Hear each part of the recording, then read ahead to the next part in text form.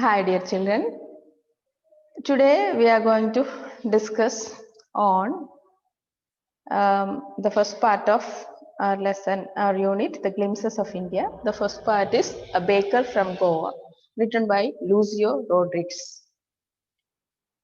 Actually, this lesson is a pen portrait of a traditional Goan village baker who still has an important place uh, in the society of Goa.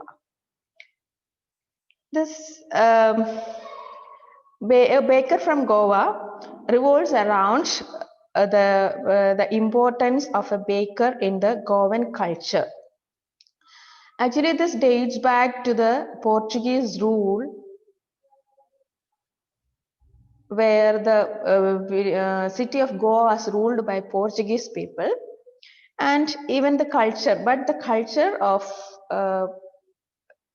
that Portuguese rule is still continuing in the Goan society um, by the bakers. The bakers, the Portuguese may have left the place, left may have left Goa, but still the baker has a place. The Portuguese baker or the baker who was having the culture of Portuguese bread baking has still a place in the Goan society. So in this extract, the writer recalls or remembers his childhood days where they would be waiting for a baker early in the morning, or they would even woke up from the sleep hearing the jingling or thud of the of the baker's bamboo stick, and um, even they run to the baker without even brushing the teeth. That much they were interested to meet the baker every morning. So the story or the lesson starts with how the narrator's elders often remember uh, the good old Portuguese days, where the Portuguese and the famous loaves of bread of the Portuguese. He's telling those eaters of loaves of bread might have died or might have gone from the history, but still the molders, the mixers, or those who bake the loaves are still there in the God society.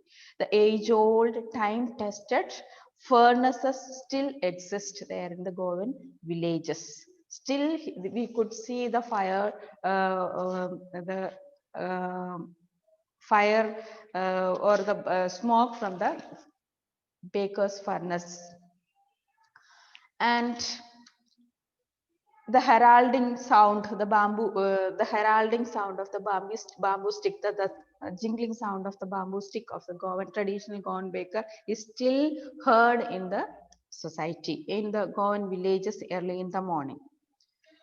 And he is remembering the traditional Goan bakers were known as Padar in Goa at that time, Padar. And he is telling during their childhood, a baker used to be their friend, a companion, or a guide. That means that much importance a baker had in the society that time. The children might be waiting for the baker, but they were not interested to buy the loaves of bread. That was done by the buying or collecting the loaves of bread was done by the housemaid, even a paskin or bastin, any housemaid or servant was, or the ladies of the house used to collect the loaves of bread. But the children were interested in the bread banquets, which were in different taste, and they were interested to get that bread banquets. So they used to run to the baker as soon as they hear the third sound of the bamboo stick. They would get around the basket of the baker, and they would look into the baker's basket for the uh, bread banquets. And every day the baker used to visit the house 2 times, early in the morning and even in the evening. And the account or monthly account or the monthly collection of money was done at the end of each month, and the monthly account was um, kept on one side of the wall with the pencil. And these were the memories our author had about the baker. Then, then the author is telling the festivals or the marriages or the Christmas festivals or gatherings or parties, anything is there, for any important occasions, bread was an inevitable object. There were different types of breads like bowls, bowling house, cakes, etc. Etc. Special type of breads. Those were special items, and the special items for special occasions. And sandwiches were the special item for the engagement of the daughters of the village. And also he remembers the dress worn by the traditional bakers of Goa. The traditional bakers of Goa used to wear a special dress called kabai, which was a one-piece long frock which reaches up to the knee or below the knee of the person. And also he remembers in his childhood, he used to meet bakers wearing a shirt and a long trouser, and that long trouser was longer than a half pant and much shorter than a full length pant. And now he is remembering, if now also if somebody is seeing someone wearing a longer half pant than reaches below the knee, they were called as pader. And at last, while concluding the lesson, the author says that bread baking was a profitable business at that time. The baker and his family and even his servants also were prosperous and happy because the business was profitable that time. And their plum physique was the evidence of the profit they made through the business.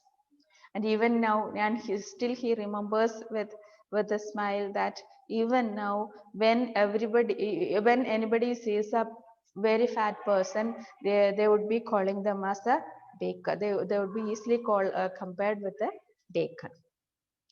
So that is the actually I thought I have discussed the summary of the lesson. Actually, this lesson is a clear-cut pen picture of the Goan or the pen picture of the place a baker had in the Goan society or Goan villages till now. And also the Goan people are still continuing the culture which the Portuguese had left long ago, long ago after the independence.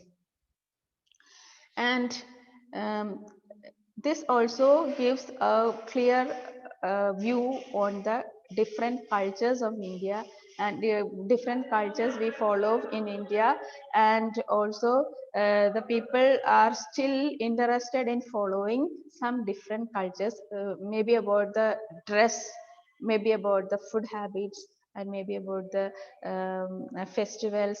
Everything the people of India are interested in keeping on the culture which they had acquired years back. And in this lesson, we are getting a clear-cut picture of a very peculiar society in Goa, that is called the Bakers of Goa. Thank you.